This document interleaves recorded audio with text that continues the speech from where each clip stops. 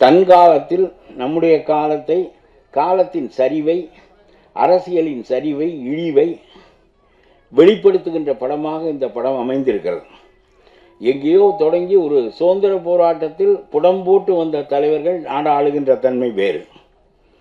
அவர்கள் அரசியல் என்பது அதிகாரம் என்று கருதி வளர்ந்தவர்கள் இல்லை. அரசியல் என்பது தொண்டு, அரசியல் என்பது தியாகம், அரசியல் என்பது நேர்மை என்று ஒரு 30 ஆண்டு காலம் சிறைகளிலே வாழ்ந்து நெறிப்படுத்தப்பட்டு பிறகு ஆட்சி தலைவனாக வருகிறவர்கள்.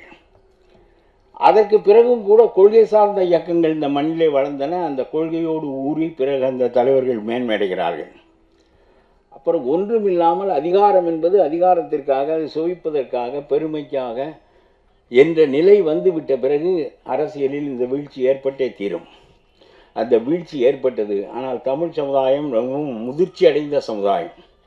ஆகவே இதிலிருந்து மீட்பதற்குத்தான் இவர்களெல்லாம் கதை எழுதுகிறார்கள். இது மோசமாக இருக்கிறது என்று சொல்வதற்காக இல்லை. மோசமாக இருக்கிறது, தமிழ் சமூகம் இதிலிருந்து மீள வேண்டும் என்பதற்காகத்தான் இவர்கள் கதை எழுதுகிறார்கள். அவருடைய படம் அப்படித்தான் அமைந்திருக்கிறது. மக்கள் தலைவா ஃபார் சேல் என்பது மக்களுக்கு தலைவனாக இருக்கின்றவன் மக்களை வழிநடத்துகின்றவனாக இருக்க வேண்டும், விற்பனைக்குரியவனாக இருக்கக்கூடாது என்கின்ற செய்தியை மிக சிறப்பாக நம்முடைய ராம்தேவ் சொல்லியிருக்கிறார். ஆகவே அவரை நான் பாராட்டுகிறேன்.